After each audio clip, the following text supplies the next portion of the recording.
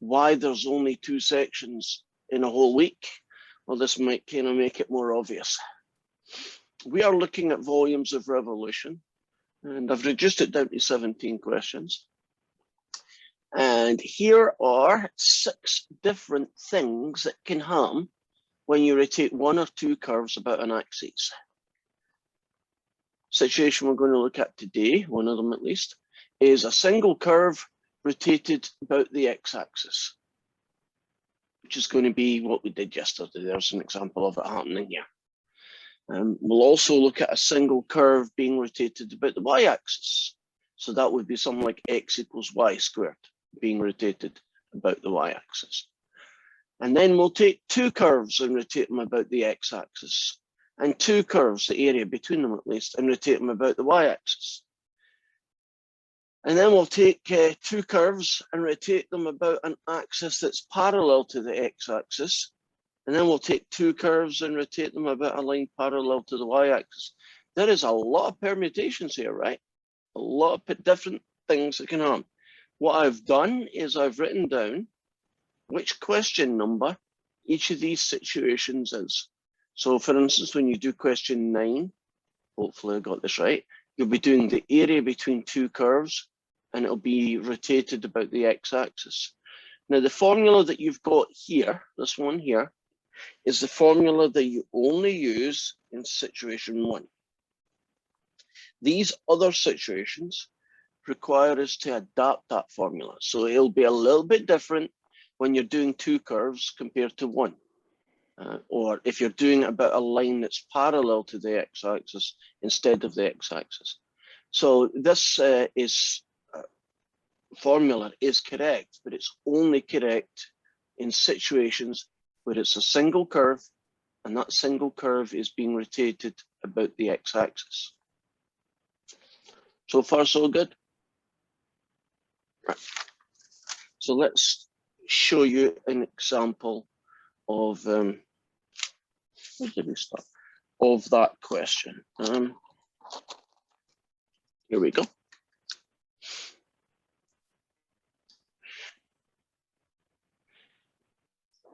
Question 1, we're being given the curve log x. It's going to go y equals 0. It's going to go x equals 4. And it's going to be rotated about the x-axis. First step I would do in any question that looks like this is to sketch the thing. And you can certainly use Desmos to do that. I'm just going to show you what it looks like without Desmos. Right, that's log x. X equals 4 would be about here. And y equals 0 is actually the x-axis. Can you see that that's the guy that we are going to rotate? Where's my green line? Here we are. That's the guy that we're going to rotate about the x-axis. So what you try and do is you try and visualize what you're rotating. Because sometimes if you're not careful, it looks like it's a single curve when it's actually the area between 2 things. Right, once you've set that up then, the volume is the integral from a to b of pi, whatever the function f of x is, squared dx. So once you've drawn your picture, you then recognize, oh, it's just one curve and it's just being rotated about the x-axis. So that's the version of the formula that we use. And you put in some numbers. Well, I need that number, don't I? Because that's the start. I know that number. So that's 4. What number is my finger pointing at on the x-axis? If I Desmos here, I could click it. But since I don't want to jump back and forward all the time, it makes me dizzy. You should be able to tell me what value that number there is.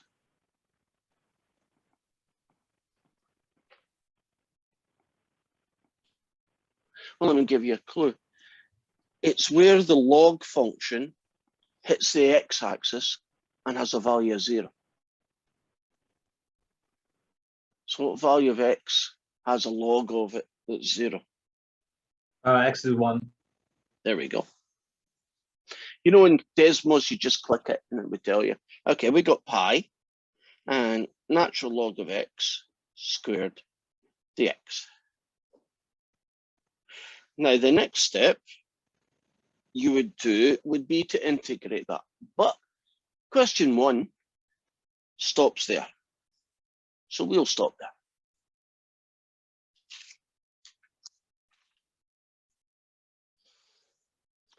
Let's move on to, whoops. So move on to our next guy, 3. Okay. In question 3, the function is y equals x plus 1. And we've got a y equals 0. We have an x equals 0. And we have an x equals 4. And again, you could put that into Desmos, but I'm just going to do it by hand. So y equals x plus 1 is a line that looks something like this. Y equals 0 is this guy. X equals 0 is this guy. X equals 4 is this guy. So there's the guy that's going to get rotated about the x-axis.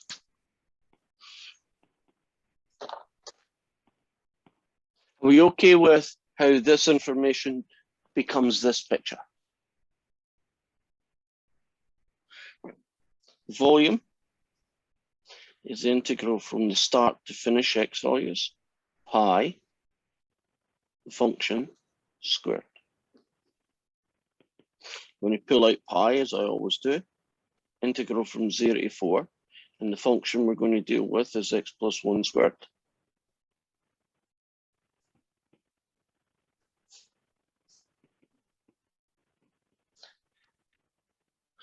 How am I going to integrate x plus 1 squared? What will I change it into?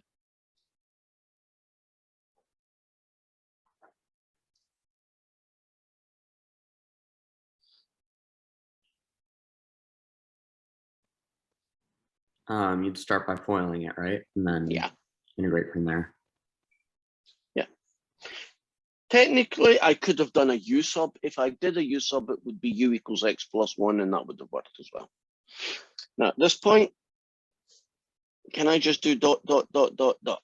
Can you imagine plugging in the, power rule, plugging in the numbers and getting 3/17 pi or whatever it is? We're cool about just skipping the last bit. Hopefully you've had plenty of shots at doing that. Then we move on to our next one, which is going to be question 5.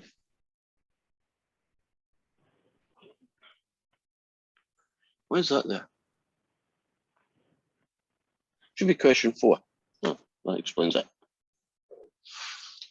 And it's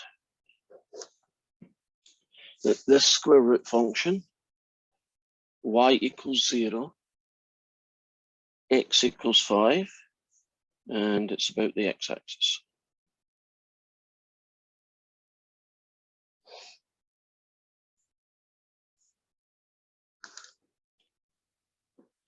And y equals square root of x minus 1. Can you just trust me when you put it in Desmos, it looks like that? If you then put on top of all that, the y equals 0, which is the guy going this way, and the x equals 5 is the guy going this way, we are talking about this fella here being rotated about the x-axis. So to get its volume, it's going to be the integral from a to b, pi, f of x squared. It's going to be the integral, stick out the pi. F of x is going to become this guy. Okay, I need limits of integration. Right, I know that guy's 5. Kind of like the log question. What number is that? Although if you did it in Desmos, you could click on it and find out. But what value of x is my finger pointing at? It's 1. It's 1. For the benefit of those people who are still going to wonder where that's coming from, how do you know that's 1? Oh, because it's the square root of x minus 1, and 1 minus 1 is equal to 0. So where y equals 0, x equals 1. Right. So you're finding the x-intercept by some algebra, right? Mm-hmm. Great. I'll take this 1 line further. If you take a square root and square it, don't they essentially cancel each other out?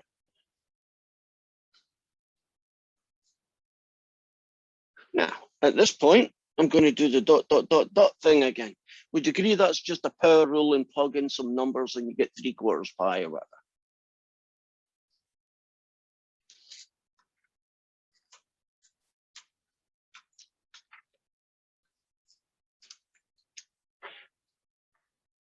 Are you beginning to get a feel for a single curve being rotated about an x-axis? How you set the question up by drawing it on Desmos, probably, collecting the information, and then doing a bit of algebra, and then finally integrate. You got that kind of flow. Next one is 5.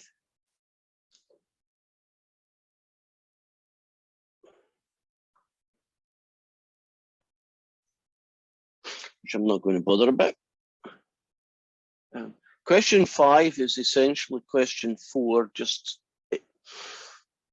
yeah, it's essentially question 4. So I won't need to do anything new about it. Right, so I'll turn this into 6 then. There we go. Y equals e to the x. Y equals 0. This is the question. X equals -2. X equals 2. And I'll start again. There we go. And if you do e to the x, it looks like that.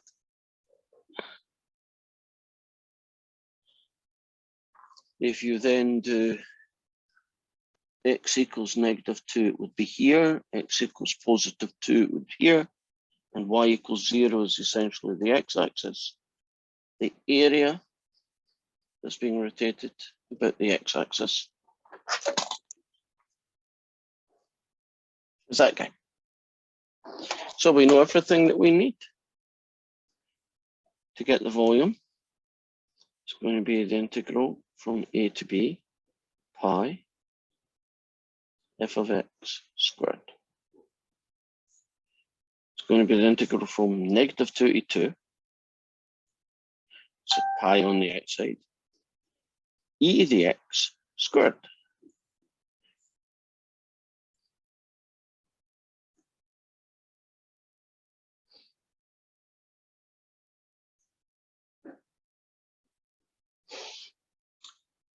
What is E algebra? What power of E is e to the x when you square it? E to the x being squared. What power of E does that get you? 2x. The 2x? E to 2x. Now, e to the 2x has to be integrated. All the other ones I normally would have done something like dot, dot, dot by now. But this one, oh, it's just a minor bit, but it is a bit sneaky.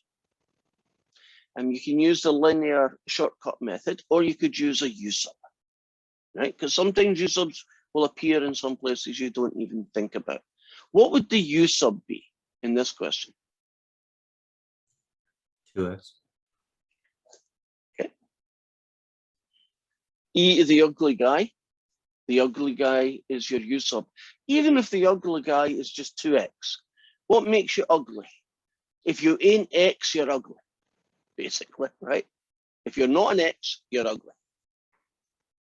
It's a bit cruel to all the other functions in the world, but, well, you are what you are.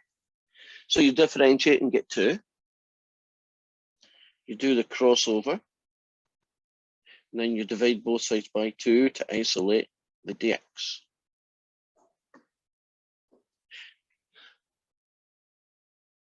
So the substitution method has not disappeared. It's not there every question, as it was in its own section. But, you know, every 4 or 5 questions, a u-sub's going to appear because they're helpful, right? So what are we going to get? We're going to get pi. We're going to get an integral. And that guy is e to the u.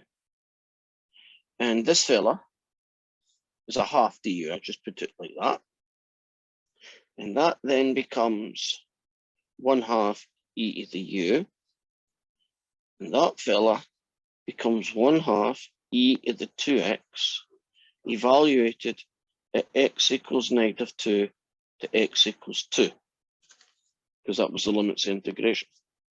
I'll pause on that for a minute and give you a chance to observe what we just did. We took an e to the 2x, we did a u sub on it, it became this guy. We integrated this guy, we replaced it back with its x's, and we're now at this stage. Why didn't I put -2 and 2 here and a vertical line u equals whatever here and here? Why are they always missing?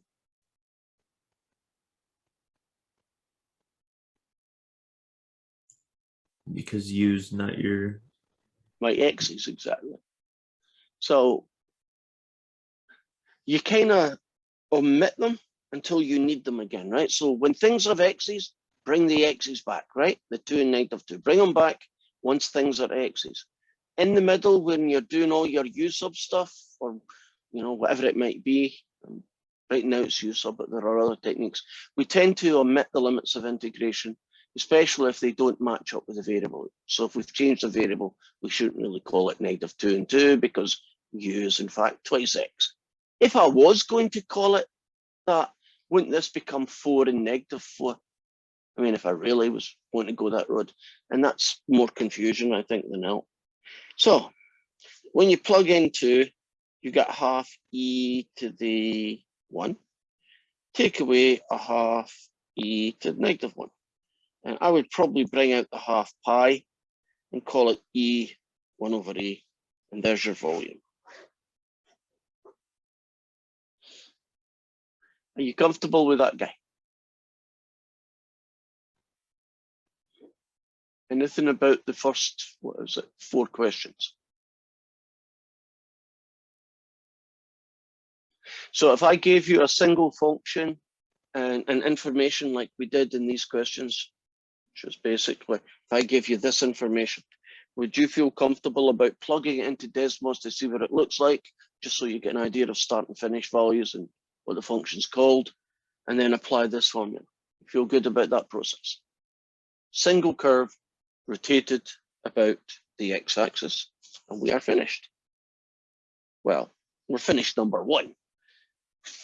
Few more to go, right? Let's look at our next situation then. Situation 2. This is going to be a single curve, except the curve is going to be x equals y cubed, things like that. And it's going to be rotated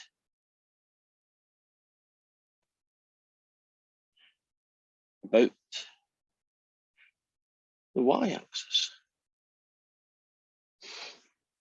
So imagine what that visually might look like.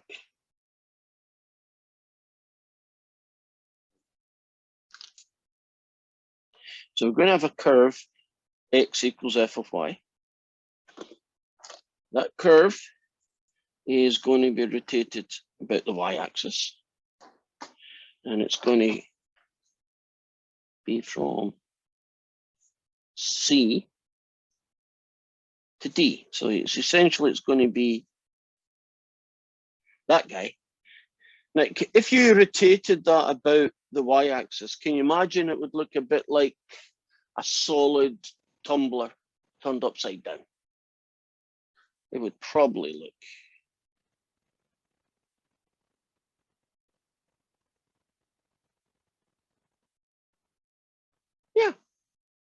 Yeah, I'm happy with that picture.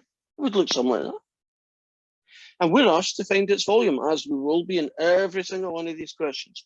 So how do you adapt the formula from this guy? Now I'm going to show you our original formula for the ones we just did, which is that formula, right? How do you adapt this situation to be that one?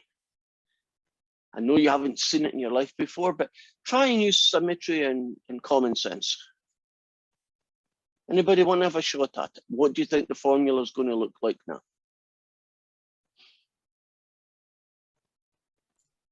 Pi f of y squared.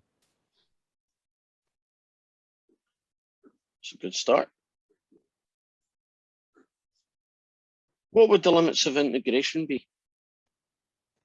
C to d. C to d. Would you agree there's an awful lot of symmetry in those two formulas? Okay. And so algebraically, don't be surprised if the questions we do, not that there's that many of them, but the questions we do will look very similar to the ones we just finished doing, right? Algebraically, the only major difference is it'll be y's instead of the x's. That's pretty much it, right? So although they're two distinct rotations, x-axis and y-axis are clearly different axes, the bottom line is that the math you're going to do will look very similar. So at least that's something, right? And the process is going to go, so I'll just keep that going, but you're going to see them a lot. Let's start with question number 2. So I have to kind of wind back a bit.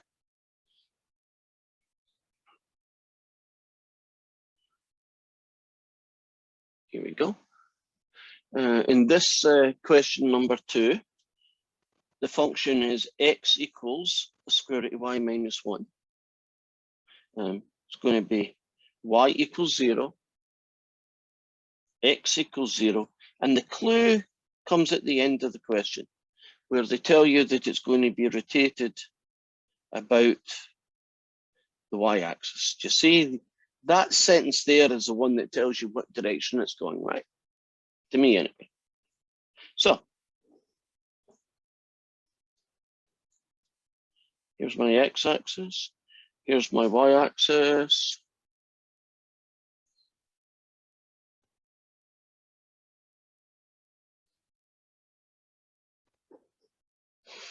Can you imagine I plugged it into Desmos and I got that? Just trust me on that, that's what it looks like. What does y equals 0 look like?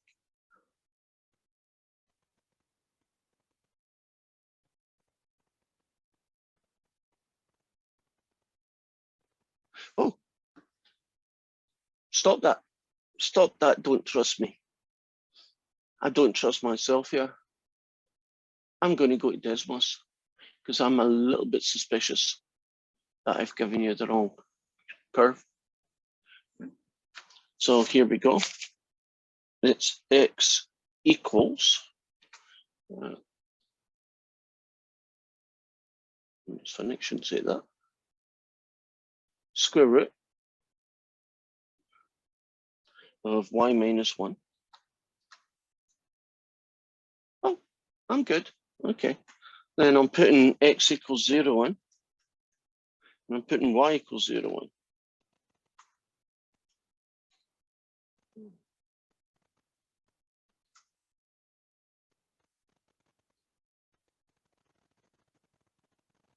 And I have just discovered something.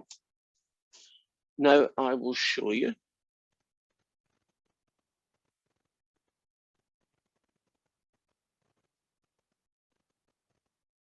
Something is not right.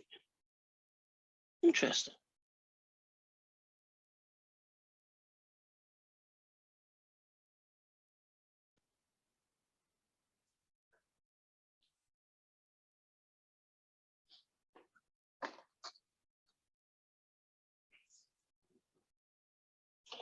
Okay. Something really weird. And I'm hesitating because I'm not good at multitasking. And so my brain is figuring out what is wrong here. And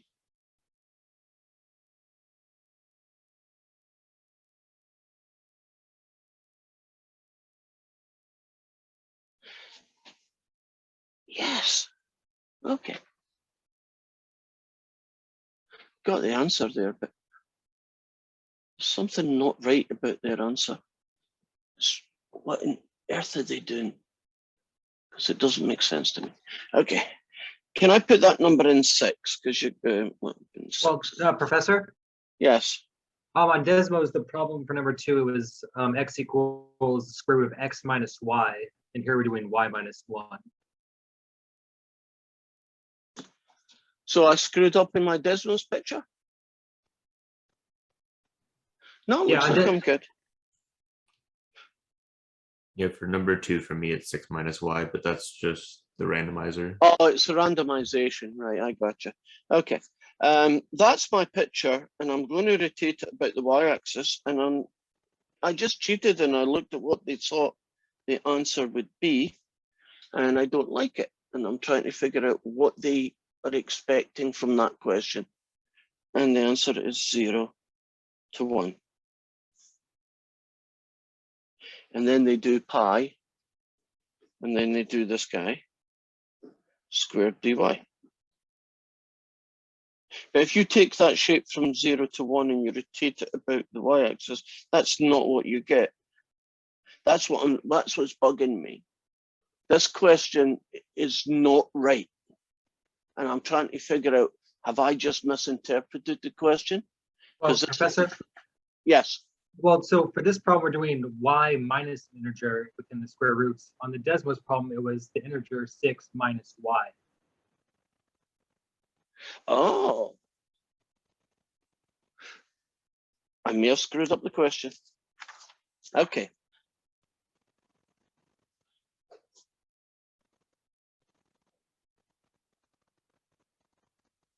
Okay, let's pretend that I didn't do that question, that I screwed up by writing down the wrong one. And we're going to erase from your memory the last 3 minutes or whatever of me not knowing what the heck I'm doing. Well, I did know it was wrong, but I didn't know what I did wrong. So that's at least something. And we'll go back to Desmos, and we will type in the square root of 6 minus y. And that hopefully will cure my problem of why this doesn't look like it's working. And it now works. Good. Right. Now I'm happy. Well, at least I knew there was something wrong with my with what they said it should be. And the guy looked something like this. There's some variation there. Your question might say 1 minus y or 4 minus y. Someone did bring that out. This is what x equals the square root of 6 minus y looks like on Desmos. This guy here would be 6. The x and the y-axis now make sense. Could you see my problem with my earlier question was that I didn't have a region to shade. You see what my problem was? I was looking at this and saying, how am I going to take that guy and that guy? Do you see there's no boundaries? I mean, technically, doesn't it just go forever this way? And I couldn't figure out what was going wrong. Now I can do it. Because in this question, we have a region that is going to be rotated about the y-axis. So its volume will be the integral from 0 to 6 pi f of y squared. And this becomes the integral from 0 to 6 of pi 6 minus y dy. And in question 2, that's where they stopped. But you could have kept on going, but they choose not to, and that's fine. They're allowed to. Okay, morally, that story is be very careful that you read the right question. I wonder what my brain was thinking. Right, so the next one, going to my list here, happens at question 7. So let's see what that one looks like.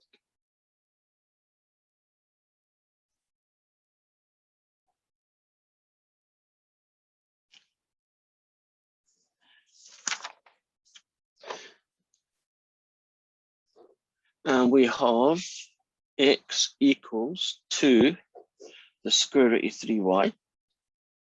We have an x equals 0, and we have a y equals 5, and it's going to be rotated about the y-axis. And I am going to jump around. I'm going to let Desmos figure that out in case I screw up. Okay, where are you? Interesting. Where are you?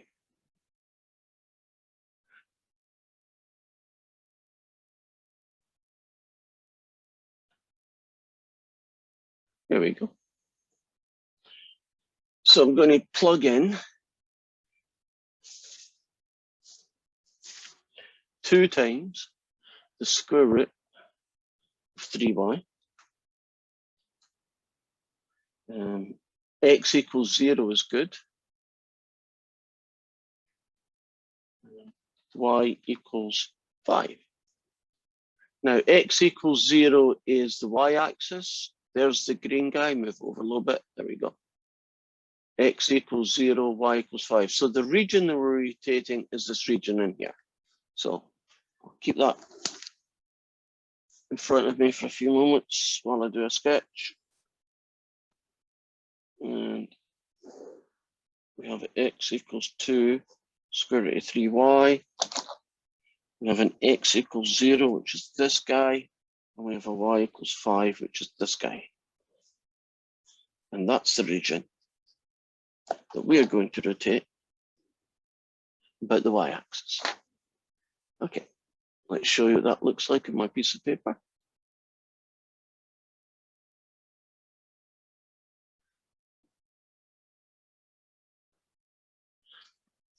Right, there's the curve that we had. X equals 0, y equals 5.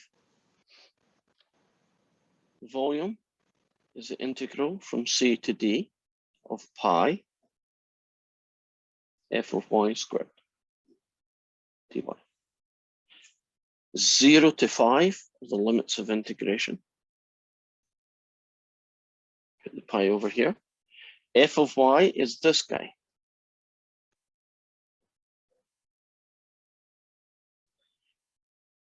Danger, Will Robinson. Danger. I need to figure out what 2 the square root of 3y is when it's totally squared. I'll take a volunteer. What is 2 square root of 3y times 2 square root of 3y get you? 12y. Oh, well done. For those who want to kind of see that, it's this guy times this guy. The 2's get you 4, and it's this guy times himself, and a square root times himself gets you 3y, 12y. We happy about the 12y? Hopefully we're happy before that. Okay, at this point here, can't I just do dot, dot, dot? Won't that be power rule? 6y squared, evaluated at 0 to 5 and stick a pi at the end. Okay, that's going much smoother. Right, here's our next one on our list. Oh, only one more. You don't get a lot of shots at any of these guys, do you?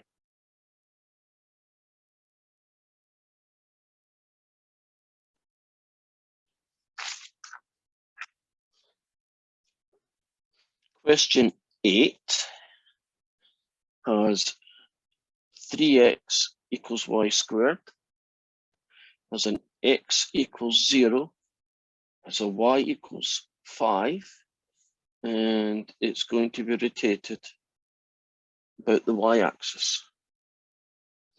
Okay. Do you see anything wrong with 3x equals y squared? What would be a better way to write that information?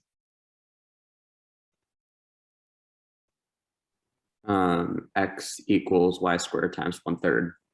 Okay. Would you agree that when we use the formula, don't we use f of y? In other words, we have to use a third y squared. Now, I'm pretty sure you could probably put 3x equals y squared into Desmos, and you'd probably get a curve, which is fine.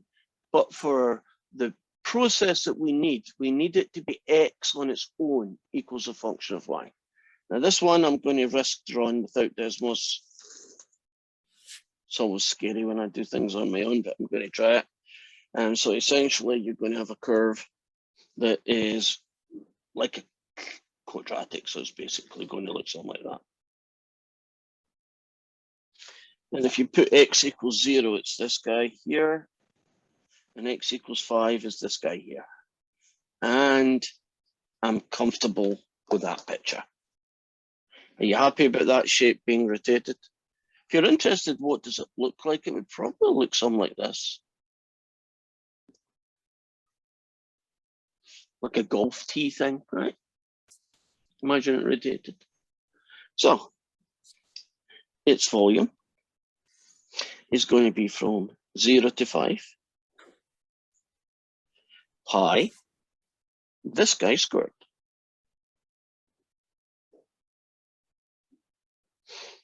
That's going to be from 0 to 5, stick the pi outside, 1/9 y to the 4. That's going to be pi. Add 1 to the power and divide by the new power. Evaluated at 0 and evaluated at 5. And I'm dotting that because it's ugly. But you get the gist of it.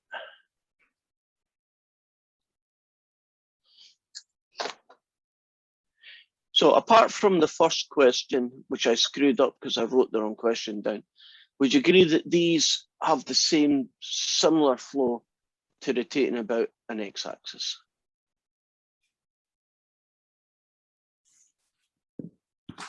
Any questions so far? Are you good with single functions on the x-axis, single functions rotated on the y-axis?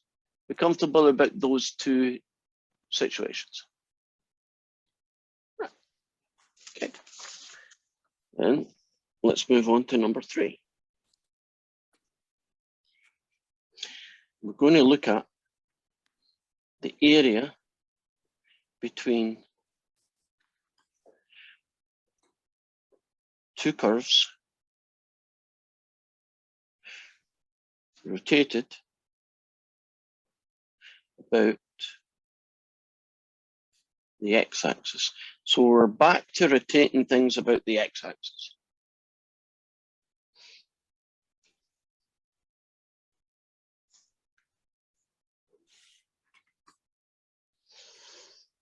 So let's suppose I have one function I'm going to call the red one f of x. We've got a second function. I'm going to call this one y equals g of x. They're going to start at A and we're going to finish at B. So the area that's being rotated is the area between two curves.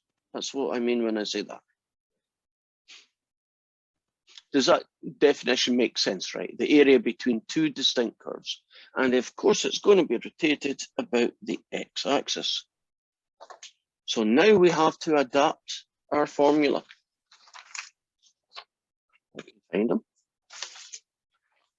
The formula that we're going to deal with or adapt is a single curve being rotated about the x-axis. And see how we can fix it so that it can deal with the situation. Okay, we'll use that one. We'll just try to find the formula. Right, that's the guy, right?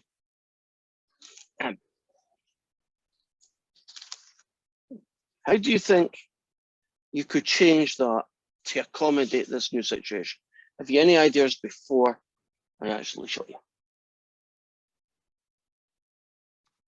Anybody want to have a bash at it? That's a single guy. I have an idea. Go for it. So it's going to be the same formula, but we're going to throw in f of x or f of x minus g of x. Okay, so you're going to be a subtraction, and it's going to have an f and a g of x in it. Would that be your feeling, Chris? Correct. And you're right. And there are two possible subtractions, but only one of them actually works. So let me show you the one that works. If you are dealing with this particular situation, the integral will be the volume will be the integral from a to b.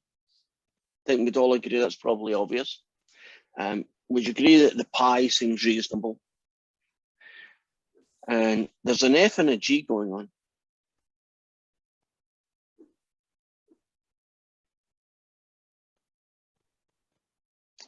I should have done that better, but oh, I recovered. Good. There we go.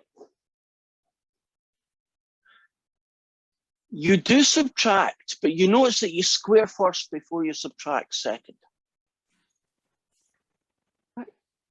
So the formula for finding the area between two curves when it's rotated about the x-axis is this formula.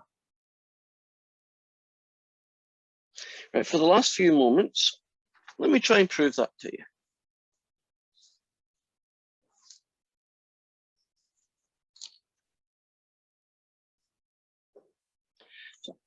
You don't need this for any exam question. It's just, I don't like magic. Magic is just telling you something's true and saying, yeah, live with it. Unfortunately, sometimes you can't help that in math because the proof is just so complicated, right? It's beyond the math that you know right now. Okay, that's this shape. And I'm going to do the trick that I did the last time I tried to prove this. I'm going to take a little wedge of this guy and see what we get. So can you imagine this shape was rotated about the x-axis? And if it was rotated, I guess it'd be that guy going this way and that guy going that way. If you take a slice here and you make it delta x wide, and you look at the shape on this orientation, can you see that what you would see would be a donut?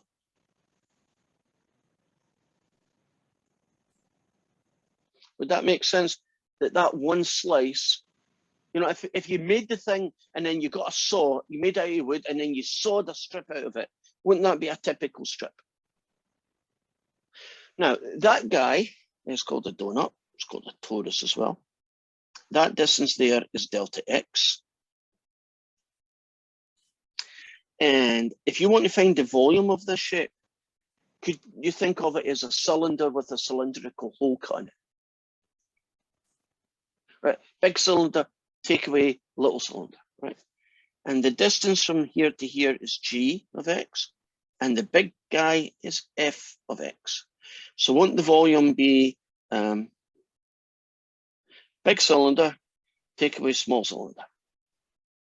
And the big cylinder is pi, the radius, f of x, squared delta x.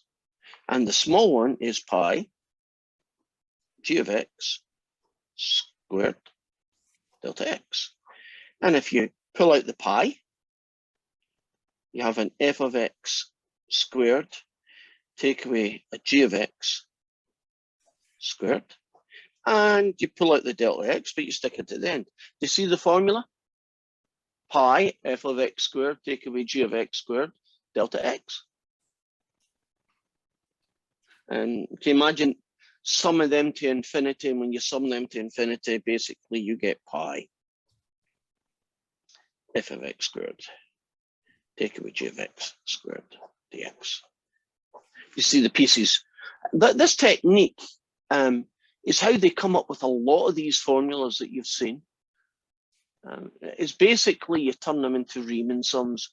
And if you can find one term of the Riemann sum, can't you just stick an integral around it and turn the delta into d of x and you're good to go? And this is a perfect time to finish. So last name space first